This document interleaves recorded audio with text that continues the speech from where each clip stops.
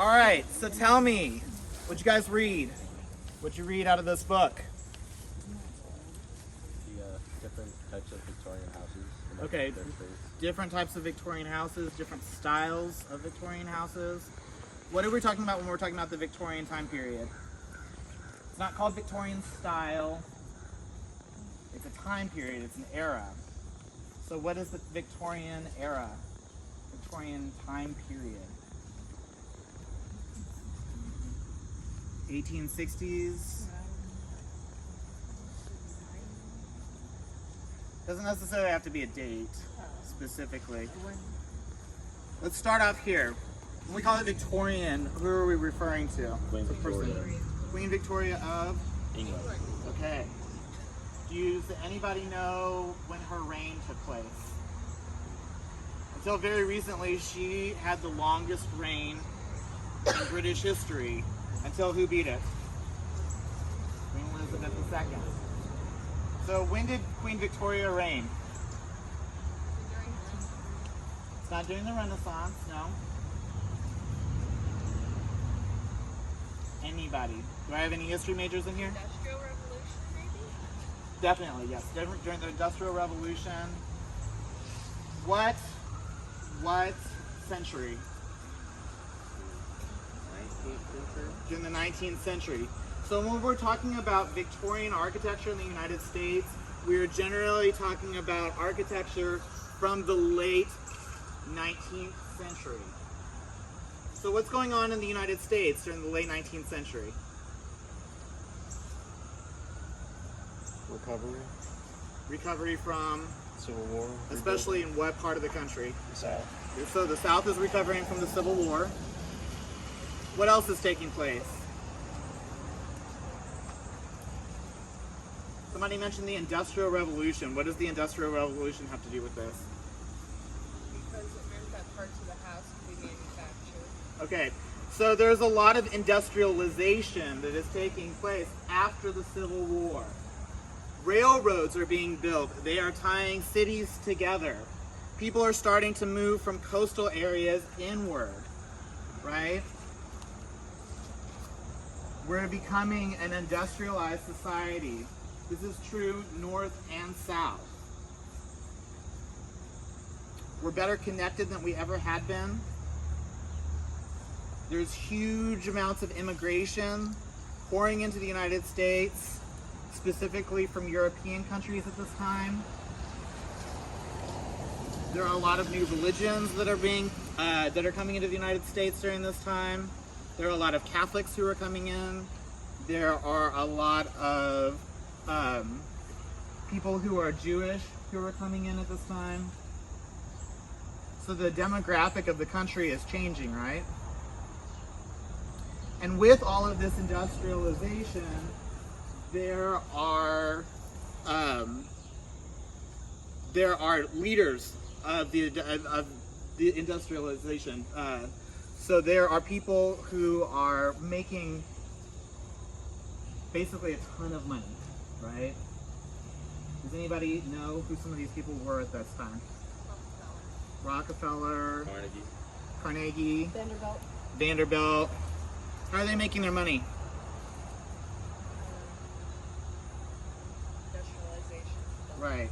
So, for example, Vanderbilt. How does Vanderbilt make the money? Railroads. Railroads. Thank you.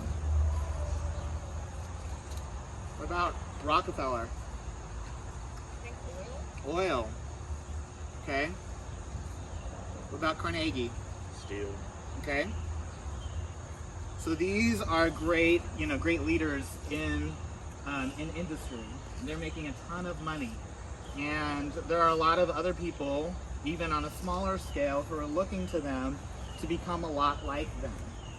There's definitely a mentality at this time of being able to pull yourself up by your own bootstraps in order to become great, to become wealthy, to become successful. And it kind of starts with this idea of the American dream. Because of all the industrialization, there's a lot of jobs. People are going to work in factories. People are making decent money. And because of that, consumer culture starts to come about at this time as well.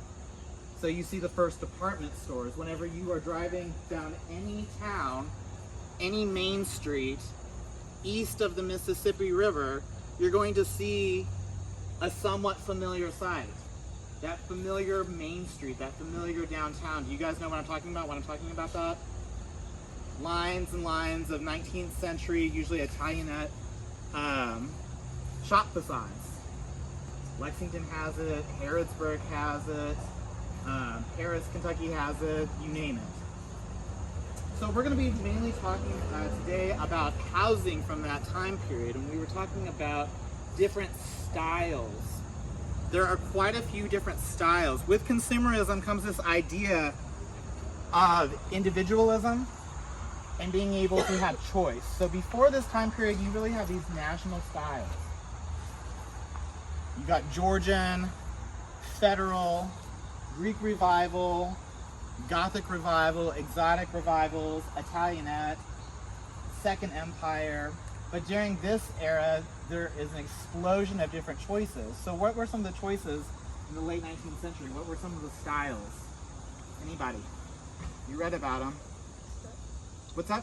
Stick style. Stick style. We're probably not going to see a lot of stick style. I'm actually from Indiana. There's quite a bit there. But there are very few examples that are going to be on our tour today. And these others. Single style. Shingle style. Okay. Victorian again. Well, Victorian is the era. So let's be very careful here. So you can't have a colonial house. That is the period, but there are styles from that era. Victorian. Folk Victorian. Is that what you're like leaning towards?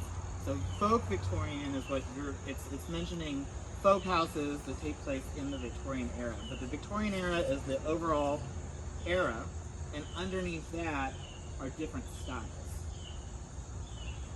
Any other styles? Queen Anne, that's a huge one. That's what most people think of when they think of Victorian architecture. New Empire. What's that? New Empire. New Empire, Second Empire, yes. Think of the Addams Family house, mansard roofs. Anybody else? What about this one behind me? What do you think that this is? Is it like a Richardsonian one? Yes. So Richardsonian, named after, Richardson. what's his name? It's the easiest thing. It's easier than you even realize. What do you think his first name is? Richard. And what do you think his last name was? Richardson. Richard Richardson. So tell me about that. What was the style that Richard Richardson really liked? You can look in your book if you want. Wasn't it like big stones? Has big stones. It's heavy.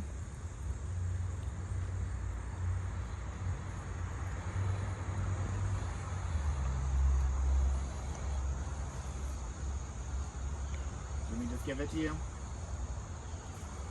Romanesque. Romanesque. We're going to see a lot of Romanesque houses today. So if we're looking at this and we're saying that it's Romanesque, what is Romanesque about this?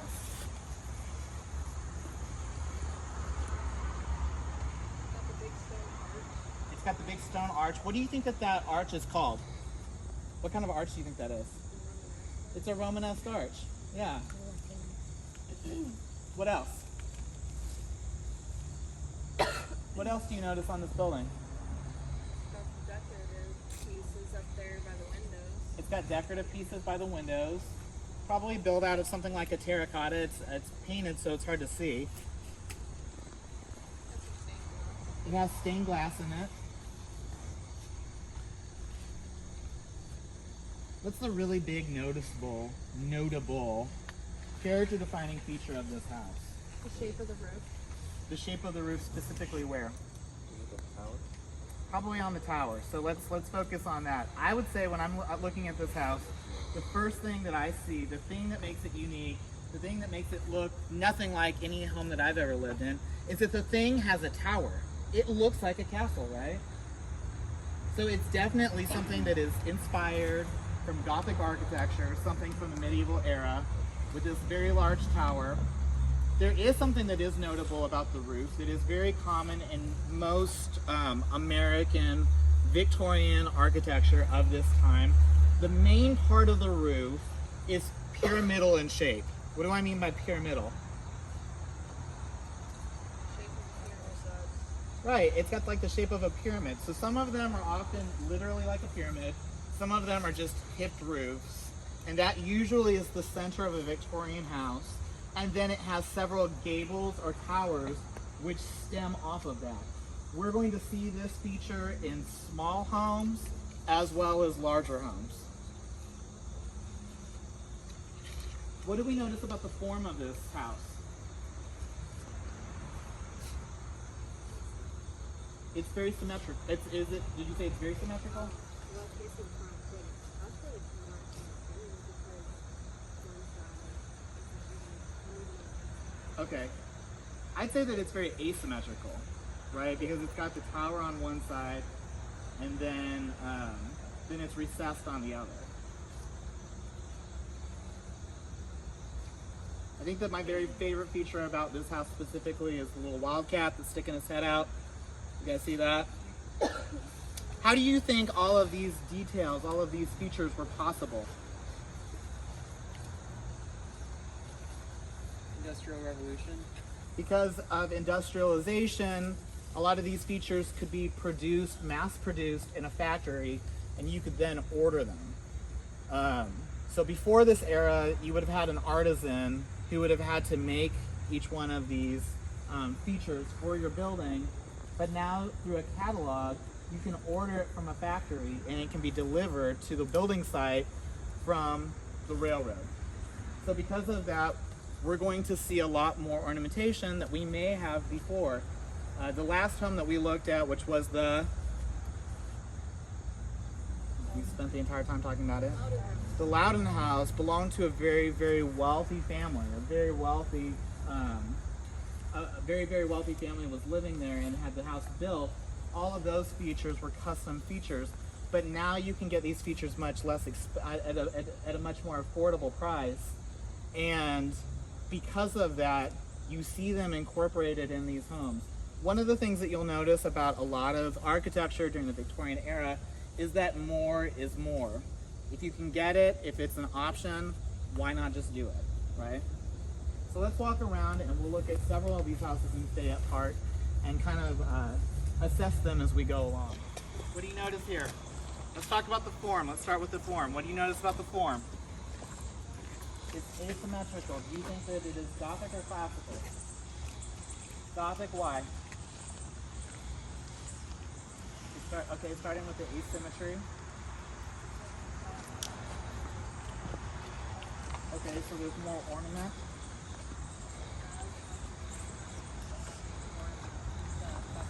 Okay.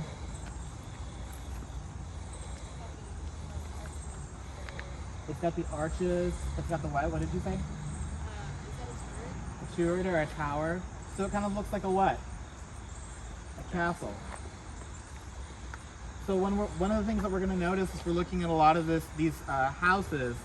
A lot of Victorian architecture, again, is taking inspiration from Gothic architecture. All right, you guys, so what is a little bit different about this one? It's symmetrical.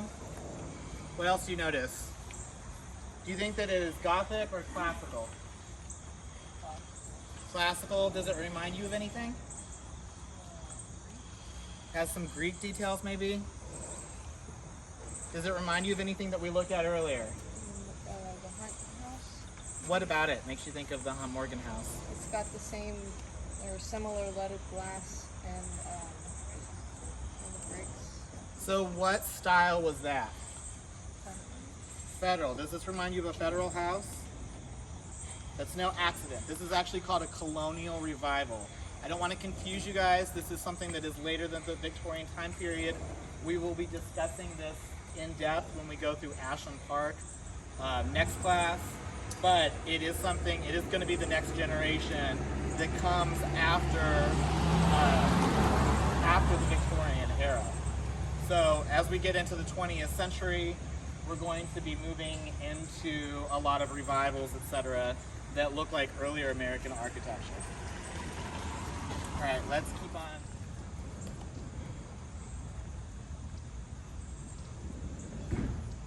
Let's start off with the form. What's that? It's asymmetrical. Do you think that it is Gothic, or do you think that it is classical? So a lot of you are saying Gothic. When I'm looking at this building, if you look at the second floor detail, you see these like Japanese-inspired sunbursts. Japanese architecture was also something that was looked at for inspiration during this era. So it wasn't always necessarily strictly Gothic or strictly classical. Oftentimes there are Japanese elements that are also woven into the architecture to create something new and uniquely American. All right, what do you guys notice about this home? Start off with the form.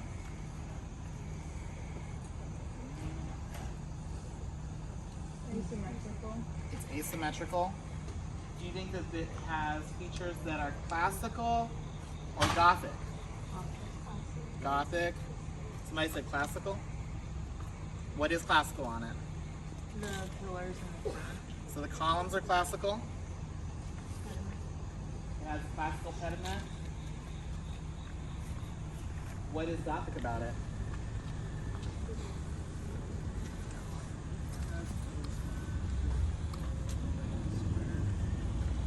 The castellated parapet up on the bay or the real window. And then I even see some Japanese features, do you? Not necessarily the siding. I think that the siding might have been later. You see the sunburst on the bracket at the front facing gable, underneath the front facing gable. So there's definitely a mix of several different features. Everything that's around the door surround looks very classical to me. The porch looks very classical, but it is asymmetrical. It has Gothic features, it has Japanese features. I would say that this building would be classified possibly as Queen Anne, or maybe even more appropriately as a Free Classic. Free Classic is a style that comes after Queen Anne that incorporates a lot of classical details. So remember that the Victorians were not necessarily interested in just holding to one era or to reproducing an academically correct style. They were very interested in taking from different eras, from different time periods, from different designers to create something new, to create something individually American, uniquely American, and to get the best of all worlds to come together. Any questions on this house? It looks like they replaced the front on that one. Which one? That one right there. Because the bricks in the front are really different from the ones in the back. I would say that probably the bricks that are in the front are original. The other bricks are soft. Notice on this one. Tower. It has tower. What does the tower make you think of? Gothic. What else? It has the Japanese-inspired sunbeam at the top.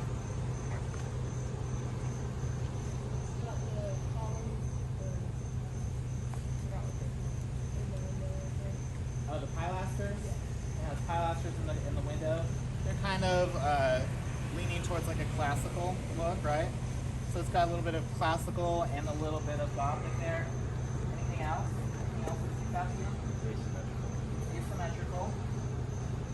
Would it be? This one looks like it has a pyramidal roof.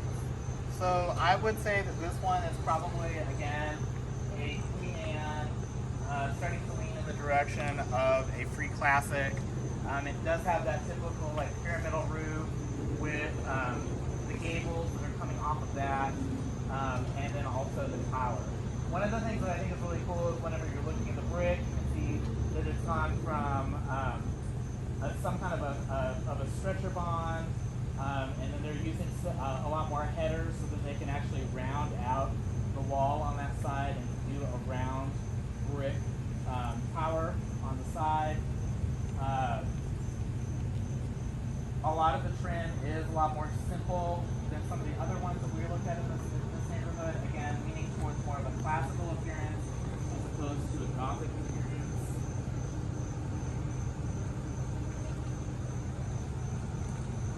about the material that the roof is constructed from. What kind of roof is that? It's a slate. What is slate? It's like a stone roof, right? So this is a masonry building. This is a masonry house. It even has a stone roof. It is would have been a very expensive building to build. Built to last for several generations, and we can see that it has. Any other questions on this one?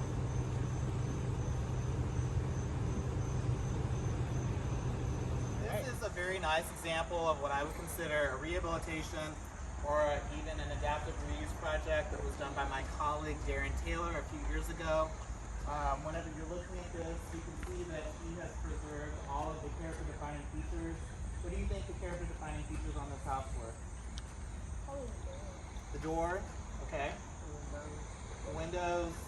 You notice that they're not new replacement windows.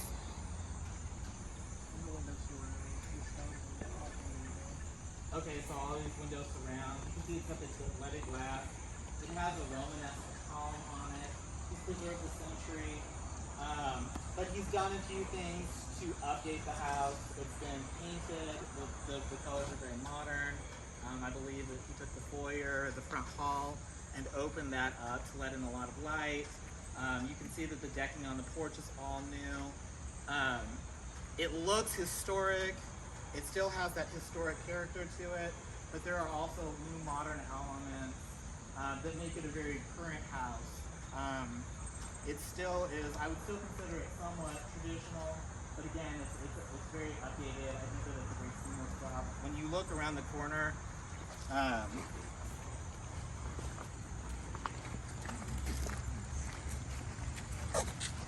you can see that it's been added on to.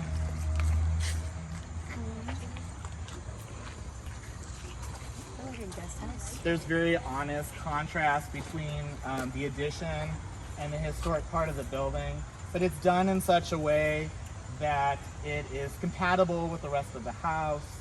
The window style being a 2/1 double hung window was something that was very common around the turn of the century.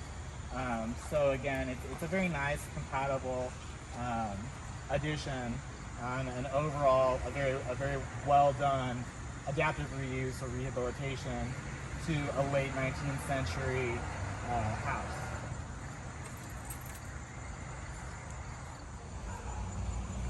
Okay. What else do you notice?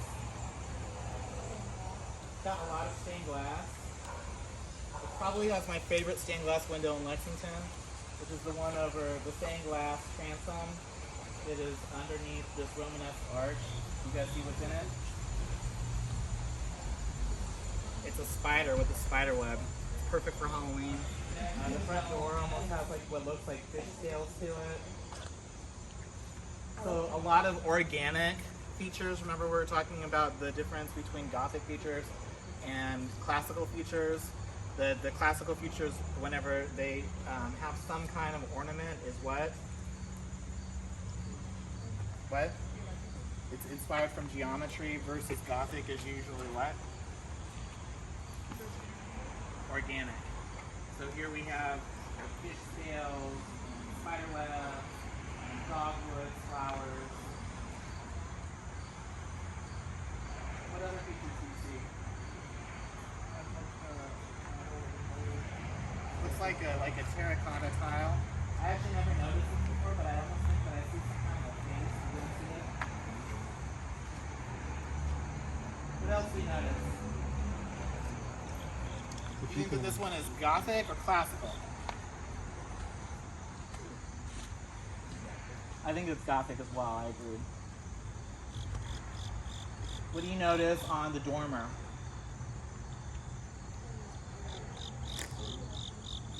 It's got like the Japanese sunburst. When you look at the dormer, it actually is like a clipped gable dormer. Do you guys know what the fun term for that type of roof is? Jerkinhead dormer. And then it has a tower, much like a castle. I'd say that that is in pretty stark contrast to the house that's next door.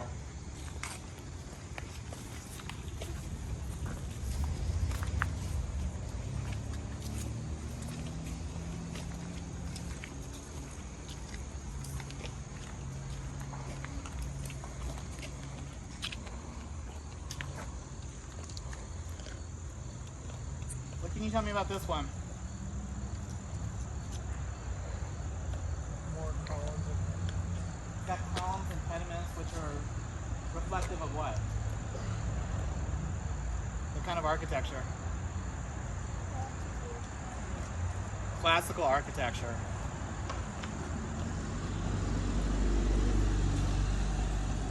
What would be Gothic about this house?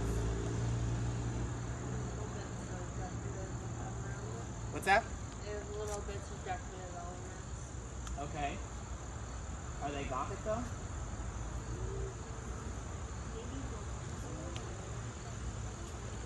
There's an elephant in the room.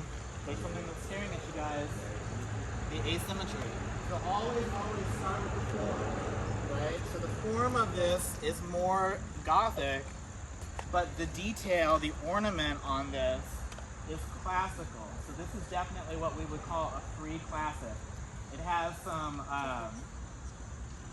classical elements like the porch, and then it even has a Palladian window, which might be more common in a federal style house, but has been utilized in this almost Queen Anne form, and those are the elements that make this what we would call a free classic. I don't know that they talk about free classic in your book, but it is a style that comes after the Queen Anne era. All right, so one of the things that I want to cover today, I want to kind of give you an idea of how Victorians lived and how they saw the world. We talked a little bit about this when we got into 18th century architecture. I'm sorry, when we talked about 19th century architecture, and we talked about the Gothic revival, Loudon House. The Victorians were very, very much about letting you know your place in the world, letting you know your place in society. These things were usually based off of what things do you think would, how do you think that you would be based? How do you think you would be judged based on your social status? Well, your house, your job. What's that? Your luck. What are some things that you can't necessarily control? Your family name, your gender, race. race, absolutely.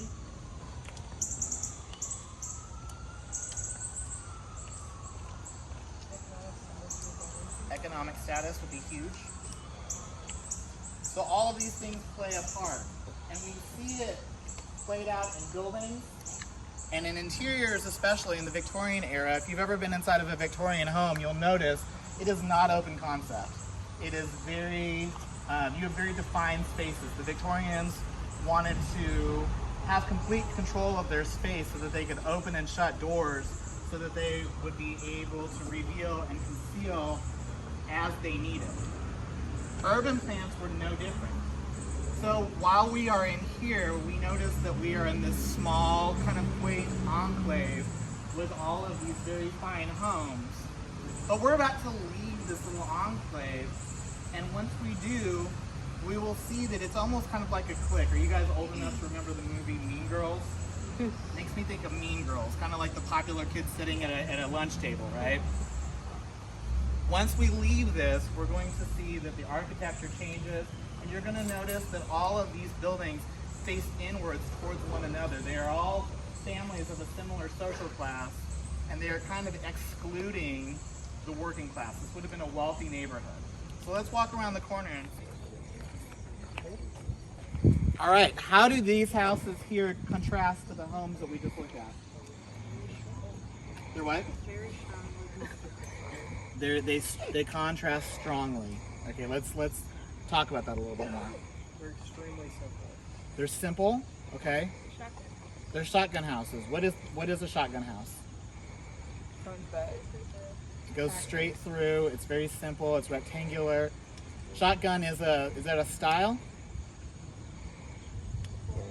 It's form. What do we call something that is directly related to form? It's a vernacular style. It's a vernacular Type. Who said that? Type. You got it. So shotgun is a type. It's like ranch or bungalow. There's no such thing as a ranch style house. There's no such thing as a bungalow style house. Ranches and bungalows are types. A shotgun is a type. So here you would have seen working class homes that would have been built around the same time as the houses that we looked at, the Victorian houses that we looked at just over here in Fayette Park.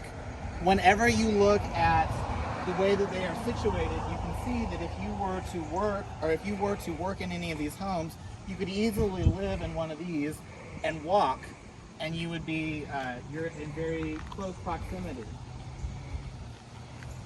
What does Fayette Park look like when you are looking at it from these working class homes?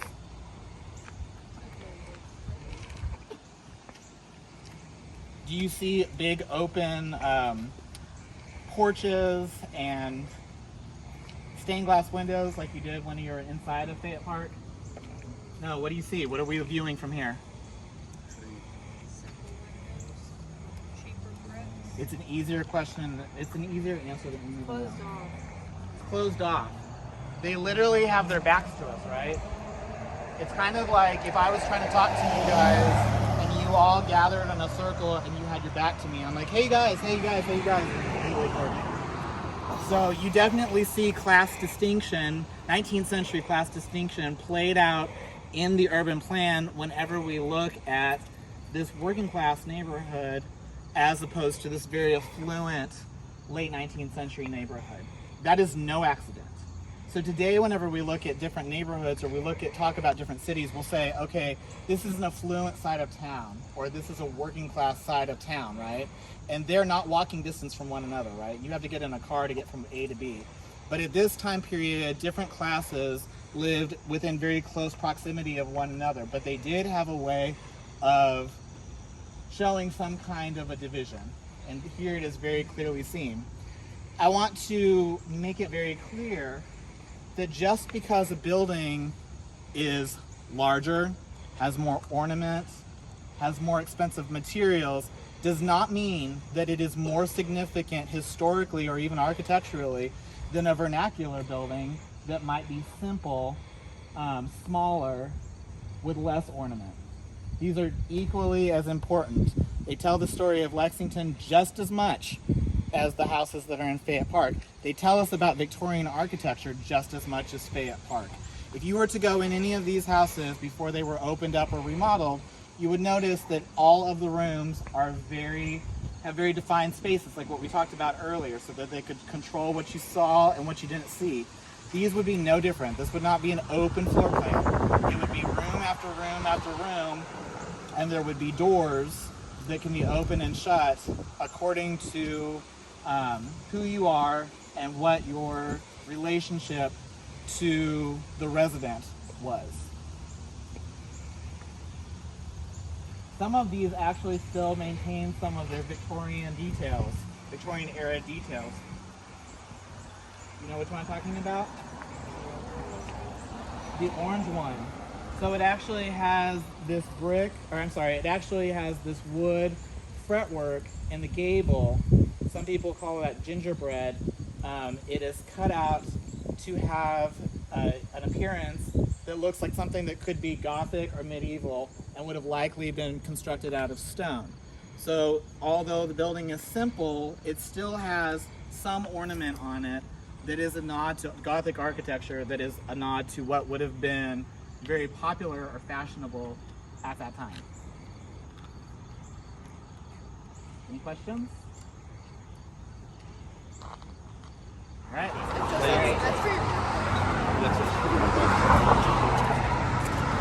All right, so I'm gonna have to talk a little bit louder.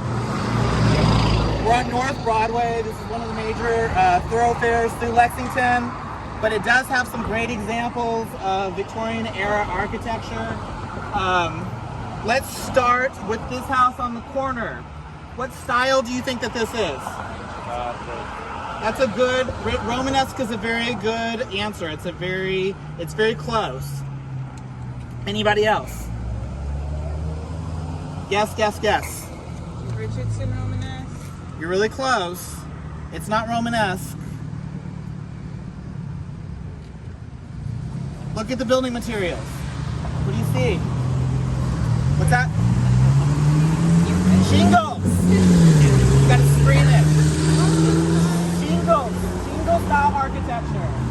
So when I said that you were really close when you said Romanesque architecture, you are. Shingle style architecture is essentially framed Romanesque architecture.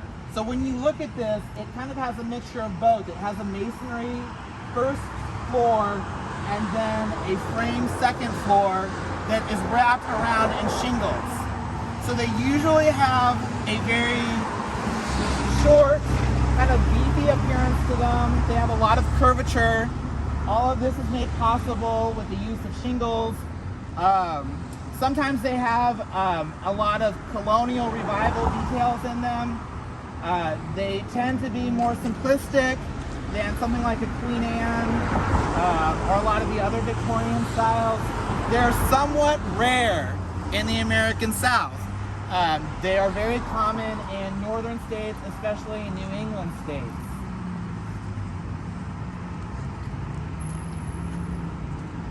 Anything else that you guys notice about this one? To my knowledge, I think it's the only shingle style we're going to see today. Again, why might that be? They're rare where? In the South. In the South. They're not as common in the South. What's that? That actually is that is very true. So every time that I've done anything out of wood in my own home, it's rotted out.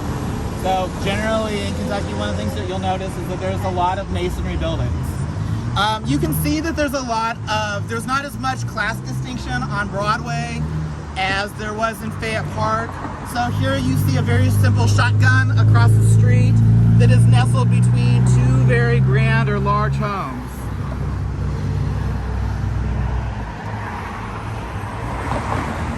All right, here you have a very nice example of a Romanesque house. What makes it Romanesque? With the stone. It has stone. What else? It has what? Lots and lots of details. Okay. What else? What does it look like? Looks like a castle, right? What makes it look like a castle? The tower. It has the parapet. It has the conical roof. It's asymmetrical. It literally has Romanesque arches. What do you notice underneath the Romanesque arch? Stained glass. So there's quite a bit of stained glass. There's stained glass, there's leaded glass. If you look above the front door, Is stained glass considered leaded glass? they're all leaded glass. We usually call it leaded glass whenever it's just a clear glass. If it has a bevel or a cut to it, we call it beveled glass. If it's colored glass, it's stained glass. So we still use stained glass and leaded glass in the picture. Is that? I'm sorry. One more time. Can we still use colored glass? You can use colored glass even in a wood window, and it would still be stained glass. I meant for this category. What was the? Leaded glass is what it said. I wanted to have lead in it. So if it's, Be any color. it can be any color, but it has to have lead in it.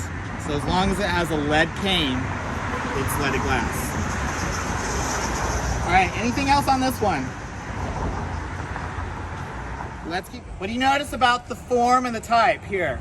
It's asymmetrical. Is it though? Is that what Good point. What do you notice about it? There's two of them. It's like a row house or like a townhouse. They're actually connected to one another. So each one of them are individually asymmetrical, right? But when you put them together, they're almost symmetrical. Do you see what I mean? What style would you say that they are? We're seeing a lot of it today. It's kind of got a Gothic look to it. Specifically, what style?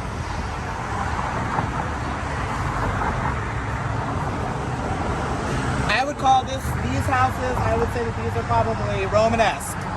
Again, what's the giveaway for Romanesque house or Romanesque building in general? What kind of arch? A Romanesque arch. Okay, let's keep going. Very unique. If I had to give this one a style, I would probably call this one probably a French chateau-esque. What does it look like to you? Does it have Gothic or classical features? It looks Greek, but it doesn't look classical. Okay.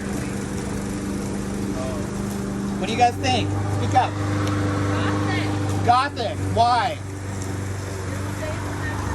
It's asymmetrical, and what else? What's going on here? It has a lot of details. What are some of the details that you notice on this one? The faces. It's got faces in it, right? So a lot of Victorian furniture, a lot of Victorian architecture. Again, I said more is more. So if there's an opportunity to stick a baby head somewhere, they're going to do it. If there's an opportunity to stick a lion somewhere, they're going to do it. This is no exception. So it is very heavily adorned. It has stained glass windows.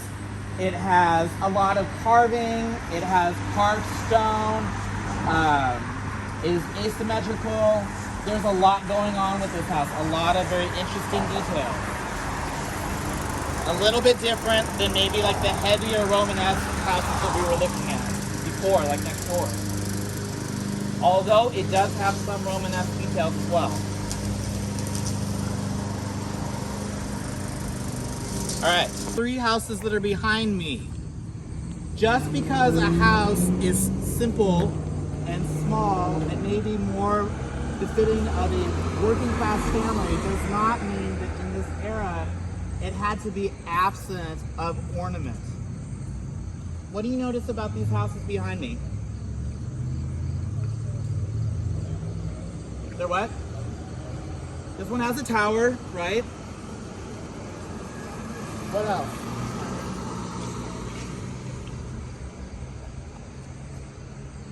Anything. Can you see? It has gingerbread or decorative fretwork on it. Got like the brackets on that French porch. Okay. It has the brackets. They're asymmetrical in form. Anything else? They have slim turn columns. It has a sunburst. So a lot of them have a lot of similar features to even the larger homes that we looked at, although they would be smaller and less expensive, right? So just because you have a small home during this time period does not mean that it has to be absent of style or ornament. And this is something that is somewhat new. This is made possible by what? What's that? Mechanization, industrialization. So a lot of these features could be ordered from like a sawmill, right? So you could order a porch like that. It would not necessarily have to be custom made on site. And you could apply it to something that otherwise would be a very simple house, right? You can make it fancier. All right, let's keep going. An example of what we call a cross-plan cottage. Again, it is a modest home built during the Victorian time period. If you've ever driven down Euclid, you've seen several of them. Maybe not quite this ornate, but it has a very simple shape to it. What do you notice about the roof in the very center? It's pyramidal, and it's called cross plan because it has these extensions that come off of each side of the pyramidal roof. What do you notice about the front? It's asymmetrical. It's what? It's raised up. What's unusual about it? What's unusual? It's got 2 doors. Does anybody want to guess why you might have 2 doors? Not necessarily for servants, but you're on the right track here.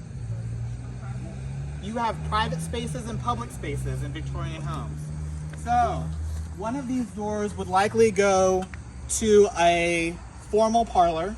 So if you had your pastor or somebody like that, somebody who you want to impress over, you might just go through that door and take them directly into a formal parlor, and the other might go into a more casual living space where children are, where you can smell food, where everyday living would take place. So in the formal parlor, you would have all of your best furniture, etc., and then you would also have a casual space. In very large homes, all of this would be divided from what was called the Victorian hall.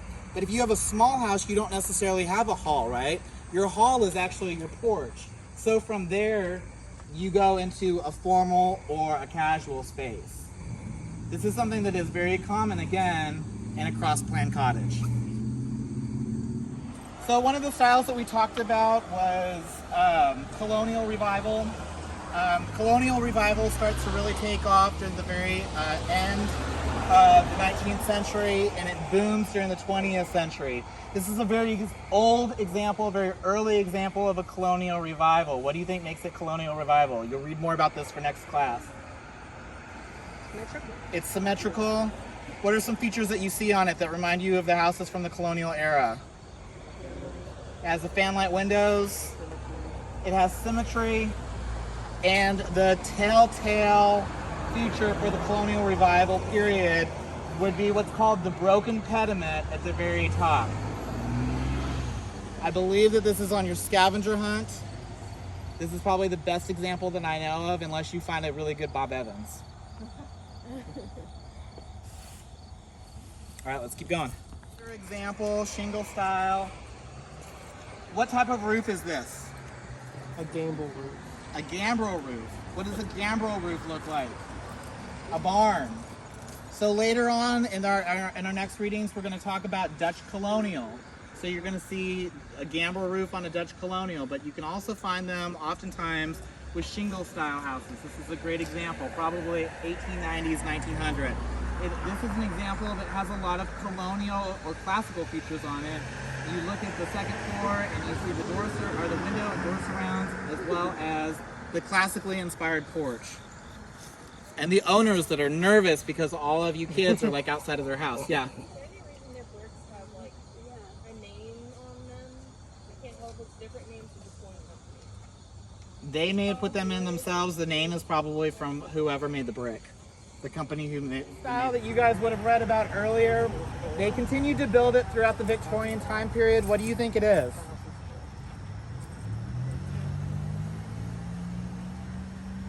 Kind of makes me think of a salad dressing. Italianette. Italianette or Italian villa. What do you think makes it Italianette?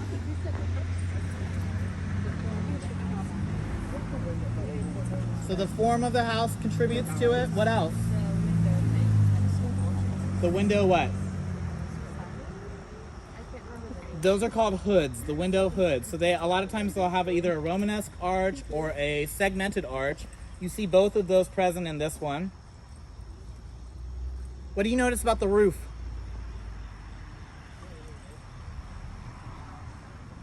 It's kind of a flat looking roof, right? It's not steep. So it has a low pitch to it. What's right underneath the roof? Brackets. Brackets or corbels. And all of these things go together to create an Italianette or an Italian villa. All right. So I'm going to cut it off. We're on North Broadway, so it's going to be very, very loud. So I'm going to try to talk over the traffic. What do you notice about the form of the building behind me? It's symmetrical. What do you think? What do you notice about the style? What do you notice on the style? It's got a lot of the little delicate metalworking on it. Okay, so it's got some, looks like cast iron. It's got it. Shingle style roofing? What's that? Is it shingle style roofing? It's not shingle style roofing, but the roof is very important. So what do you think that this roof is called? This is a mansard roof. Everybody's been asking me the entire tour, where's the mansard roof? Where's the mansard roof? This is a mansard roof. What makes it a mansard roof?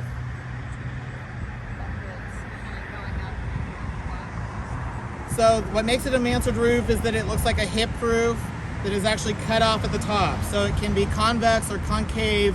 This one happens to be flat. Something that's interesting about this one is the shingles that are on it. What do you notice about the shingles? Hexagonal. They're what? Hexagonal. They're hexagonal. What do you think that they're made out of? What's that? Stone or wood. Stone. What type of stone specifically? Nice lightweight stone. Slate. What do you think the style of this house is? Second Empire. Second Empire or French Second Empire. Specifically, why? What do you think makes it Second Empire? Mansard roof. It has the mansard roof. Something that I usually use is kind of a hint. If you have a building that looks Italianette, but it's wearing a fancy mansard roof hat,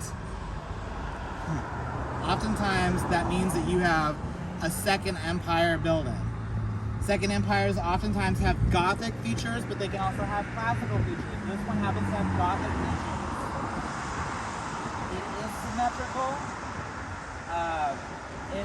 Above the mansard roof, it has a railing that goes around it that is known as a widow's peak. It has Romanesque arches that go over all of the windows. It has window hoods. It has brackets or corbels that are very similar to what you might find in an Italianette house.